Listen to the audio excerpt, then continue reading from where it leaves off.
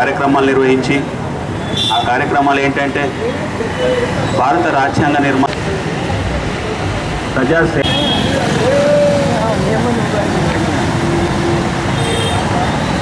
జర్నలిస్టుల ఐక్యత జర్నలిస్టుల ఐక్యత ఆవాజ్ ఆవాజ్ కావాలి కావాలి ఇవ్వాలి ఇవ్వాలి ఇవ్వాలి ఇవ్వాలి జర్నలిస్టుల ఐక్యత జర్నలిస్టుల ఐక్యత ప్రజా సమస్యలను ఎత్తి చూపుతూ అవినీతి అక్రమాలను వెలికితీస్తూ ప్రభుత్వం అమలు చేస్తున్న అభివృద్ధి సంక్షేమ పథకాలను అరువుల దరికి చేర్చడంలో ప్రముఖ పాత్ర పోషిస్తున్న మన పాత్రికేయులు ఎన్నో ఏళ్లుగా వృత్తిని నమ్ముకొని జీవిస్తుంటే రాజ్యాంగబద్ధంగా ప్రభుత్వ పరంగా రావాల్సిన హక్కులేవి రాకపోవడం, యాజమాన్యాలు కూడా ఇచ్చి ఇవ్వనట్టు చాలని వేతనాలు అయినా ఒక ఏయంతో మేమున్నాం, ప్రజల పక్షాన నిలిచి పోరాడతాం, ప్రజా సమస్యల పరిష్కారం కోసం కృషి చేస్తామంటూ జర్నలిస్టులు వారి కుటుంబాలని పక్కన పెట్టి వారి సమస్యలను లెక్క చేయకుండా, ఆరోగ్య పరిస్థితులను పట్టించుకోకుండా, ఓ పూట తిన్నా తినకున్నా ఏదో ఒక అక్కడ ప్లేస్లో ఇన్సిడెంట్ జరిగిందంటే వితిన్ నిమిషాల్లో అక్కడ చేరుకోవడం, ఆ విషయాన్ని ప్రపంచానికి తెలియజేయడంలో నేను ముందుంటానంటూ మన పాత్రికేయులే పోటీపడి ఈ వృత్తిలో కొనసాగుతున్నారు. అలాంటి పాత్రికేయులను హక్కున చేర్చుకొని మీ సమస్యలేంది, మీ కష్ట సుఖాలు ఏమున్నాయి, మీరు ఎట్లా బతుకుతున్నారు, మరి మీకు ఇంకేం కావాలి అని అడగాల్సిన ప్రభుత్వాలు నిమ్మకు నీరెత్తినట్లు వివరించి వారి స్వలాభం కోసం మనల్ని వాడుకుంటున్నారే తప్ప మన గురించి ఏనాడు ఆలోచన చేయని ఈ ప్రభుత్వాలు ఇంకెన్నాళ్ళు మనం వేచి చూడడం. నేనైతే 30 ఏళ్ళుగా ఈ జర్నలిజంలోకి వచ్చిన ఏం సాధించిన బిడ్డ అంటే శూన్యం. ఎవరు అడిగినా బిక్కముఖం వేయడం తప్పితే నేను ఫలానా సాధించిన అని చెప్పుకోవడానికి నా దగ్గర గర్వకారణం ఏమీ లేదు. ఇలాంటి నాలాంటి పాత్రికేయులు మన జిల్లాలో ఎంతోమంది ఎంతో దుర్భరమైన పరిస్థితి నెలకొంటున్న చాలని వేతనాలు, అరకొర వసతులు, సొంత ఇల్లు లేక అద్దె ఇళ్లలో నివాసం ఉంటూ వచ్చే నెల అద్దె ఎలా చెల్లించేదంటూ మదనపడేవారు ఎంతోమంది ఉన్నారు.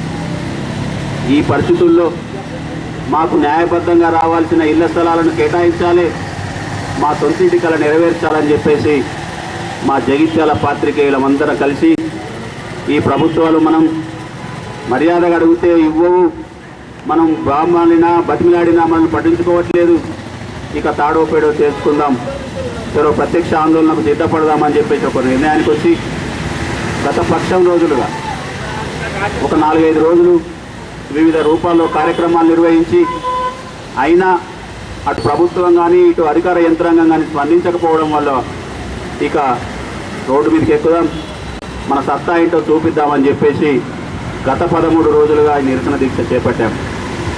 ఈ 13 రోజులు గడిచినా ఈ 13 రోజుల్లో ప్రతిపక్ష నేతలు, అధికార పక్ష నేతలు, ప్రజా సంఘాలు, కుల సంఘాలు, రైతు సంఘాలు ఇలా చెప్పుకుంటూ పోతే అయ్యో మీకు అందరికీ మేమున్నాం, మీది న్యాయమైన కోరిక, మీ కోరికను తీర్చాల్సిన బాధ్యత ప్రభుత్వం మీద ఉందని అందరూ చెప్పేవాళ్ళే తప్పితే ఇప్పటికీ మాకు ఒక స్పష్టమైన హామీ రాలేకపోయింది. ఇంకెంతకాలం ప్రజా సమస్యలను ఎత్తి చూపి ప్రజా సమస్యల పరిష్కారం కోసం కృషి చేసి పాత్రికేయులకి కష్టం వస్తే మేమున్నామని మా కష్టాలను చూసే ప్రభుత్వాలు పట్టించుకోకుంటే మరి మేము ఈ సేవ చేయడం ఎందుకు, మా ఆరోగ్యాలను నాశనం చేసుకోవడం ఎందుకు, మా కుటుంబాలను వదిలిపెట్టి ప్రజాసేవే లక్ష్యంగా ముందుకు సాగుతున్న మేము ఇంకేం సాధిస్తాం? కనీసం సొంత ఇల్లు లేక ఎంతోమంది పాత్రికేయులు అద్దె ఇళ్లలో నివాసం ఉంటూ అర్థాంతరంగా తనువు చాలిస్తే కనీసం శవాన్ని ఆ అద్దె ఇంటికి కూడా అలో చేయని పరిస్థితి. మొన్నటికి మొన్న ఇక్కడ గోదావరి కంలోనైతే ఏమి అటు వరంగల్ హన్మకొండలోనైతేనేమి ఇతరత్ర ప్లేసుల్లో చాలామంది మిత్రులు అర్థాంతరంగా తనువు చాలించి అనాథ శవాల లెక్క బయట రోడ్డు మీద వేయాల్సిన పరిస్థితి. మరి మనం చేస్తున్న కార్యక్రమం న్యాయబద్ధమైంది. మనం సమాజంలో చూస్తుంటాం, ఎవడైనా స్పోర్ట్స్మెన్ ఒక క్రీడలో రాణించి ఒక పథకం గెలుచుకుంటే కోట్ల రూపాయల విలువ చేసే ప్లాట్లు, వాళ్లకు గ్రూప్ 1 స్థాయి ఉద్యోగాలు కల్పించి ప్రోత్సహిస్తున్నామని చెప్పుకునే ప్రభుత్వాలు మనం ఏమో ఆశించని ప్రజాహితం కోసం పనిచేస్తున్న జర్నలిస్టులకు ఎందుకు ఆ ప్రోత్సాహం అందించడం లేదో అర్థం కావడం లేదు. అలాగే ఈ ప్రజాప్రతినిధులు ఉన్నారు, ఎమ్మెల్యేలు కానీ ఎమ్మెల్సీలు కానీ మంత్రులు కానీ, వాళ్లకు నెలకు లక్షల్లో జీతం, వాళ్ళకు ఉండడానికి క్వార్టరు, నడపడానికి వెళ్ళడానికి ప్రయాణించడానికి వాహనం, వెనకాల అంగరక్షకులు, వాళ్ళకు ఫోన్ సౌకర్యంతో పాటు ఇతరత్ర సౌకర్యాలు కల్పిస్తున్న ప్రభుత్వం మేము చాలని వేతనాలతో చాలామంది ఇప్పుడున్న జర్నలిజంలో 90% మంది పేద మధ్యతరగతి వాళ్ళే. ఓ పూట ఉంటే ఓ పూట పస్తులు ఉండాల్సిన పరిస్థితి. అట్లాంటి పాత్రికలు ఎందుకు గుర్తిస్తలేరో ఈ ప్రభుత్వాలు అర్థం కావడం లేదు. ఇప్పటికైనా ప్రభుత్వాలు స్పందించాలి, పాలకులు స్పందించాలి, అధికారులు స్పందించాలి. పాత్రికేయుల సమస్యలన్నింటినీ సత్వరంగా తీర్చాలి. ఈరోజు స్వాతంత్ర దినోత్సవం. మేము ప్రతి సంవత్సరం ఈ స్వాతంత్ర దినోత్సవాన్ని అంగరంగ వైభవంగా నిర్వహించుకునే వాళ్ళం. తప్పని పరిస్థితుల్లో ఈ భారతదేశం మీద ఉన్న ప్రేమ, ఈ స్వాతంత్ర వేడుకలను జరుపుకోవాలనే ఆరాటం తప్పని పరిస్థితుల్లో ఎలాంటి హంగు ఆర్పాటం లేకుండా ఈ రోడ్డు మీద కూర్చుని రోడ్డు మీదే జాతీయ జెండా ఆవిష్కరించుకోవాల్సిన పరిస్థితి ఏర్పడింది. ఈరోజు కొంత బాధగా ఉన్నా తప్పని పరిస్థితి ఇది. ఇప్పటికైనా ప్రభుత్వాలు స్పందించాలి, మా న్యాయమైన డిమాండ్లను నెరవేర్చాలి. మా జర్నలిస్టులందరికీ, అర్హులైన జర్నలిస్టులందరికీ నివేశన స్థలాలు అందించి సొంతింటి కళ నెరవేర్చాలని చెప్పేసి మరొకసారి ప్రభుత్వాన్ని డిమాండ్ చేస్తూ మా దీక్షకి సంఘీభావం తెలిపేందుకు వచ్చేసిన మా ఎండపల్లి పాత్రికేయ మిత్రులందరికీ పేరు పేరున ధన్యవాదాలు, నమస్సుమాంజలు తెలియజేస్తున్నాం. గౌరవ పాత్రికేయ మిత్రులందరికీ నమస్కారం తెలియజేస్తూ, గత 10 రోజులుగా జగిత్యాల జిల్లాలో ఐజేయు ఆధ్వర్యంలో నిర్వహిస్తున్నటువంటి జర్నలిస్టులకు ఇళ్ల స్థలాలు సమావేశం కొద్ది మరి ఎండపల్లి మండల ఐజేయు తరఫున ఈరోజు వచ్చేసి సంఘీభావం జరుగుతుంది. మరి ఈ పాత్రికేయ మిత్రులకు ఎప్పుడు కూడా మా తరఫున ఎప్పుడు కూడా సపోర్ట్ ఉంటుందని కోరుకుంటూ మరి తొందరగా మన యొక్క ఆశయాన్ని ప్రభుత్వం తీసుకెళ్తానని పనిచేస్తూ జై తెలంగాణ.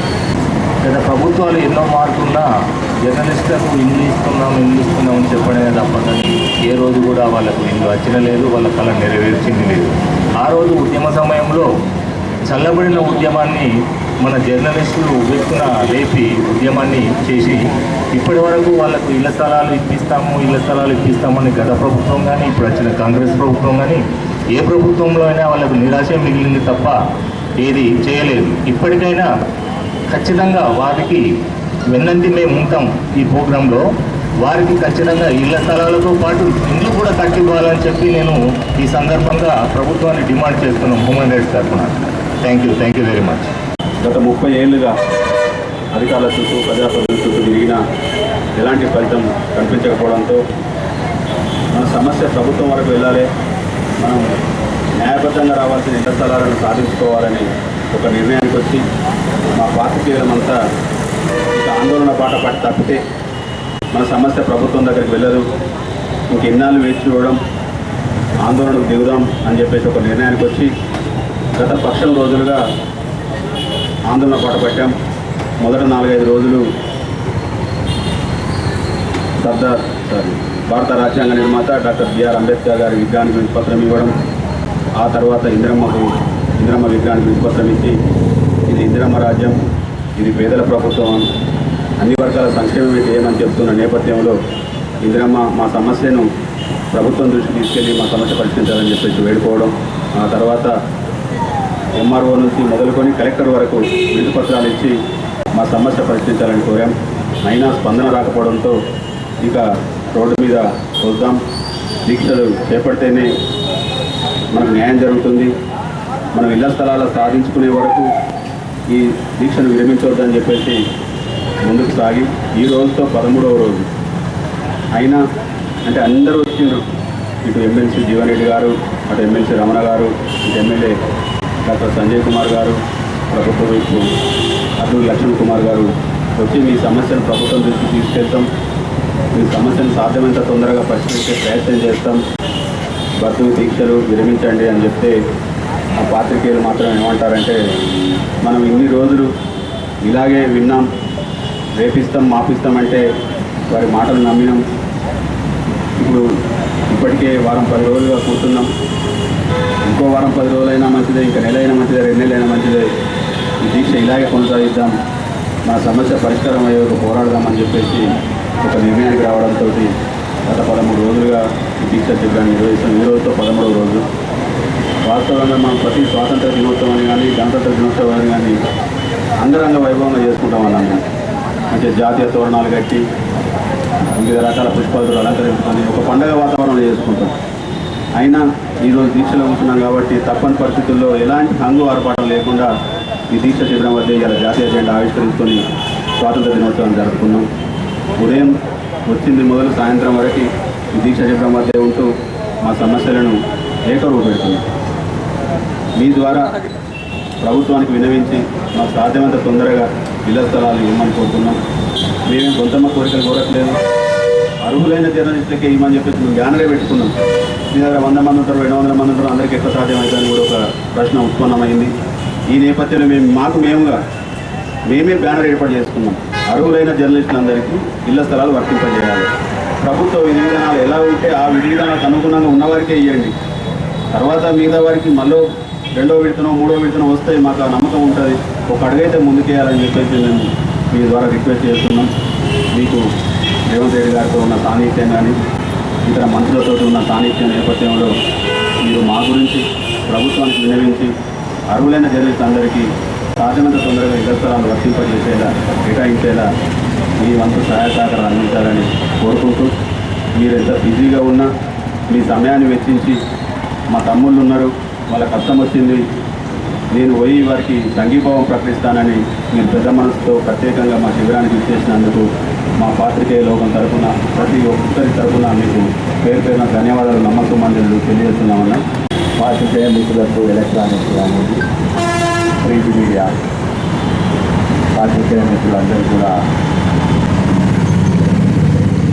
స్వతంత్ర దిన శుభాకాంక్షలు తెలియజేస్తుంది. ఈరోజు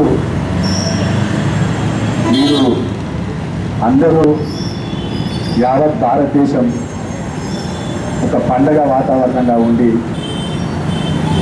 అందరూ కూడా స్వతంత్ర దినోత్సవాన్ని ఘనంగా చేసుకుంటే నిజంగా నాకు కూడా బాధ ఉంది. 13 రోజుల నుంచి వెళ్ళి మీకు దీక్ష చూస్తున్నారు. స్వతంత్ర దినోత్సవం సందర్భంగా కూడా మీరు దీక్ష విరమణ చేయకుండా కూడా మీరు ఇక్కడ కూర్చున్నారు. ఎందుకంటే తప్పకుండా మా కొడుకుల నియోజకవర్గంలో మీకు ఒక ఎగ్జాంపుల్ చెప్తా ఉన్నాం. డబుల్ బెడ్రూమ్ ఇల్లు ఇవ్వడం జరిగింది గత ప్రభుత్వంలో.